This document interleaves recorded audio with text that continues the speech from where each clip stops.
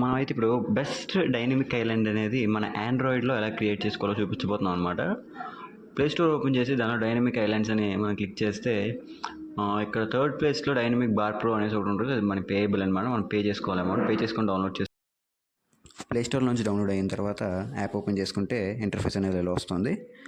Interface ఇలా వచ్చిన తర్వాత అక్కడ మనకు కనిపించే 3 సెట్టింగ్స్ కూడా మనం అయితే ఎనేబుల్ చేసుకోవాలన్నమాట. అంటే మనం దానికి ఇచ్చే నోటిఫికేషన్స్ అనేవి ఎనేబుల్ చేసుకుంటే అది యాక్టివ్ అవుతుంది. ఇక్కడ చూడండి, స్క్రీన్లో అయితే మేము క్లియర్గా చూపిస్తున్నాను యాక్టివేషన్స్ అనేది.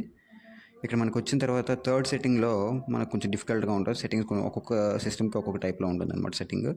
దాన్ని జాగ్రత్తగా చూస్తూ ఆన్ చేయండి.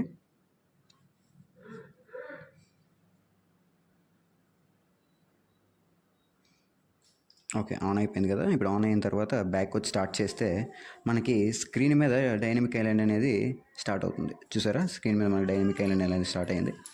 దానికి ఇప్పుడు మనం స్క్రీన్ షాట్స్ కూడా అక్కడ యూస్ చేసి తీసుకోవచ్చు. అక్కడ స్క్రీన్ షాట్స్ కానీ, లాక్ కానీ, మన పవర్ ఆఫ్ కానీ, దానికి కావాల్సిన సెట్టింగ్స్ కూడా మనం ఇవ్వచ్చు.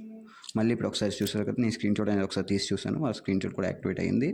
మనం ఇప్పుడు డైనమిక్ ఐలాండ్ మళ్ళీ ఓపెన్ చేస్తే మనం ఇక్కడ దీన్ని మనకి నచ్చినట్టుగా దాన్ని డిజైన్ చేసుకోవచ్చు. అంటే డిజైనింగ్ దానికి కావాల్సిన కంట్రోల్ కానీ, కలర్ బ్రింకెస్ కానీ, మనకి ఏదైనా కావాలనుకుంటే ఇక్కడ ప్రతిదీ దీన్ని సెట్టింగ్స్ ద్వారా మనం కంట్రోల్ చేసుకోవచ్చు. ఇక్కడ కావాల్సిందంతా ఉంటుంది, మనం దాన్ని బట్టి చూసుకొని కంట్రోల్ చేసుకోవచ్చు.